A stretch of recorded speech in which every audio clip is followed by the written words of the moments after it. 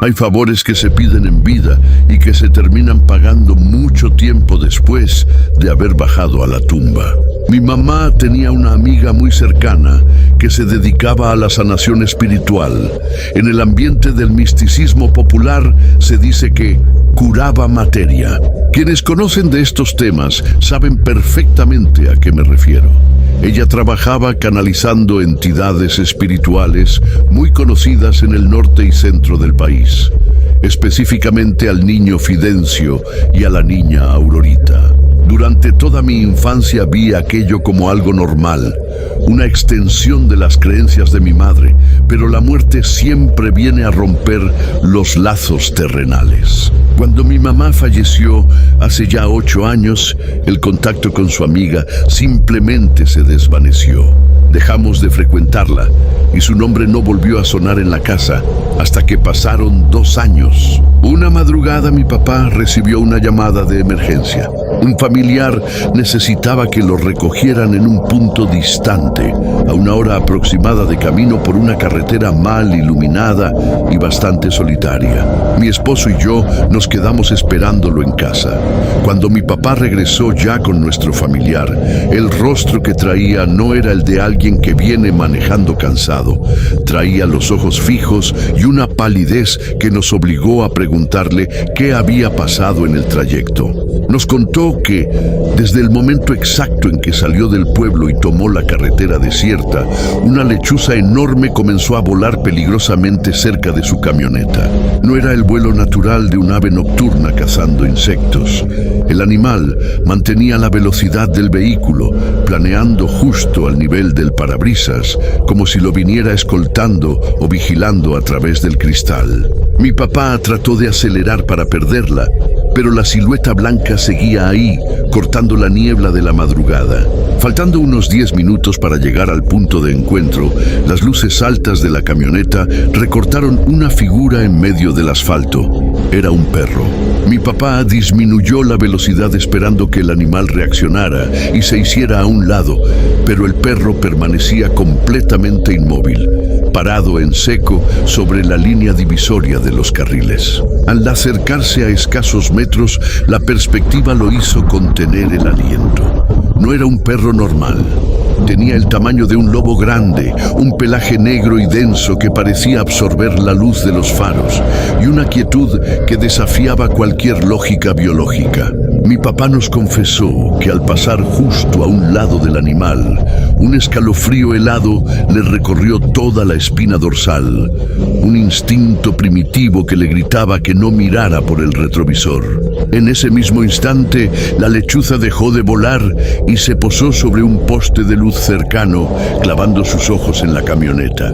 Cuando mi papá recogió a nuestro familiar y dio la vuelta de regreso, la lechuza seguía en el mismo poste, vigilante, pero el enorme perro negro ya había desaparecido en la oscuridad del monte. Esa noche dimos gracias a Dios porque no ocurrió ningún accidente.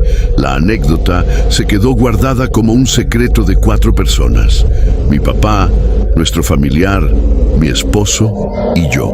No se lo contamos a nadie más en el pueblo. Por eso, el verdadero terror nos alcanzó meses después. Caminando por el centro, nos encontramos de frente con la antigua amiga de mi mamá, la mujer que curaba materia. Tenía años sin vernos, ni saber nada de nuestras vidas. Al acercarse a saludar a mi papá, lo miró con una sonrisa socarrona, de esas que denotan que se sabe más de lo que se dice, y soltó una frase que nos congeló la sangre. Oye, Memo, sí tuviste miedo esa noche, ¿verdad? Pinche perro estaba bien grande. Pero no te apures, a mí tu señora siempre me encargó que los cuidara. En ese momento entendimos todo. La lechuza, el perro en medio de la carretera, no eran peligros ordinarios, sino la manifestación de esa protección que mi madre había pactado desde el otro mundo con su amiga. Una guardia espiritual que, aunque nos salvó de algo aquella madrugada, nos dejó con la terrible duda de qué precio se paga por tener a esas entidades cuidándote las espaldas. El tiempo siguió su curso. La vida continuó y mi esposo y yo tuvimos una hermosa niña que hoy en día es el centro de nuestro hogar. Sin embargo, quienes tienen ascendencia o cercanía con el mundo espiritual saben que la sensibilidad de los niños es limpia. Ellos ven lo que los adultos hemos aprendido a ignorar.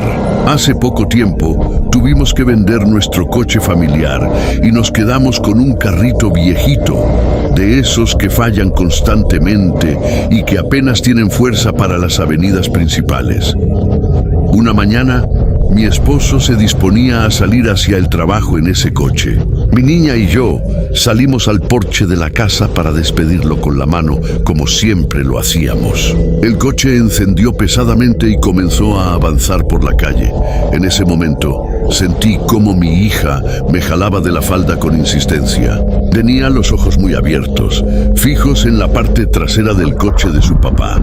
«Mamá», me dijo con su voz inocente, «mira, va un guagua negro y grande con mi papá. Va corriendo al lado de él».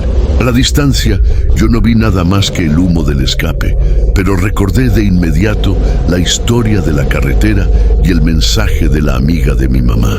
El presentimiento me golpeó tan fuerte en el pecho que estuve a punto de gritarle a mi esposo que se detuviera, pero para cuando reaccioné, ya había dado la vuelta en la esquina. Ese día, a media tarde, mi esposo me llamó con la voz completamente quebrada por el pánico. En el trayecto al trabajo, un tráiler sin frenos se había saltado la contención y estuvo a milímetros de aplastar su coche viejito. Me dijo que fue un milagro, que sintió como si algo o alguien hubiera empujado el vehículo en el último segundo para sacarlo de la trayectoria del camión. Hoy en día, cada vez que mi familia sale a la carretera o mi esposo maneja de noche, no puedo evitar mirar las ramas de los árboles o las esquinas oscuras de las calles. Sé que mi madre nos cuida, pero también sé que la sombra de esa perra negra y el aleteo de la lechuza siguen caminando al lado de nosotros, cobrando la promesa de una bruja que nunca nos ha quitado la mirada de encima.